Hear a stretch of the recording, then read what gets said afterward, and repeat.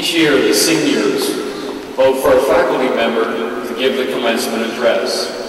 This year, this very prestigious honor goes to Mr. John Paul Wahnish. Mr. Wahnish received his Bachelor of Science degree from the University of South Florida. He is a member of the American Society of Mechanical Engineers. He's a member of the Society for Automotive Engineering, a proclaimed entrepreneur who has owned and sold businesses since 1985. He is the president and founder of the Career Tech Education Foundation. He is a teacher, coach, and department chairman of the Engineering Academy.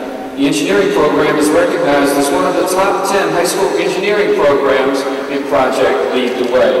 Mr. Wahnish has 2 sons, one in college, one currently attending Eastlake High School. He also has here this evening with him his lovely wife, Linda, and they certainly have a great relationship as long as he does everything she says.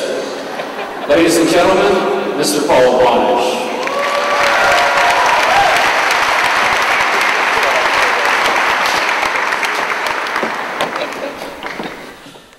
Thank you, Mr. Snare. Good evening. How are we doing? Okay. I am humbled and deeply honored to stand before you this evening. It's a very special day of graduation.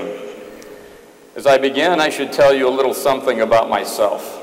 Give you a little insight on what I'm about to share with you. I am colorblind. Some of you already know that. Everything to me is black and white. I've had to learn my colors.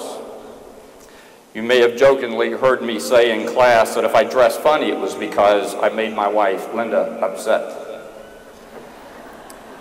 I am a native Floridian, and there are not too many of us left. I was born in Orlando when there was no Mickey, no Minnie, no Disney.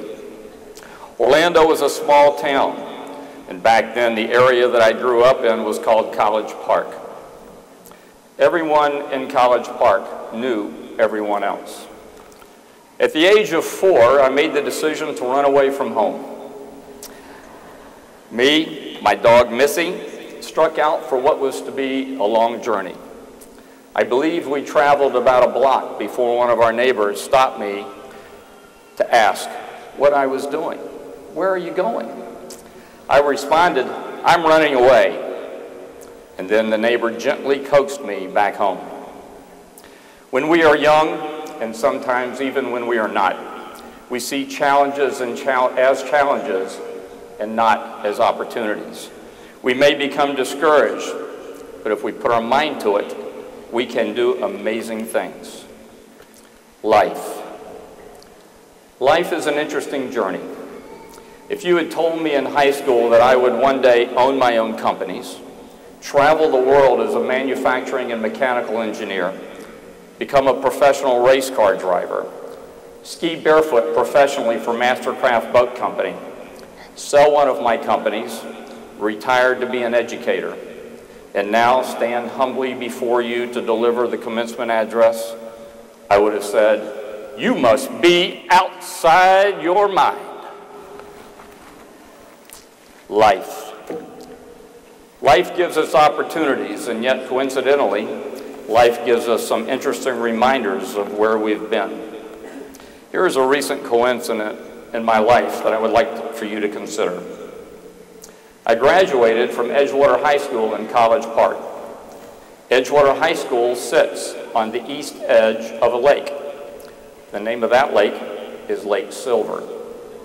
Eastlake High School, as you all know, sits on the east side of a lake, Lake Tarpon, which sits on Silver Eagle Drive.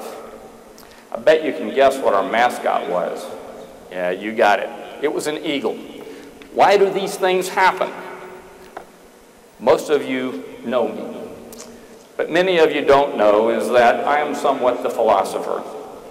I have learned that I have forgotten more things than I remembered. I have also learned that the temptation to give advice is irresistible. But don't worry, the ability to ignore it is universal. So I started thinking, what advice could I give to you? I have traveled the entire world, but I have learned from you. Your wisdom about life is right only 50% of the time. and 50% of the time, it is wrong. I'm here to assure you, however, that as you get older, it is just the reverse. See, the adults get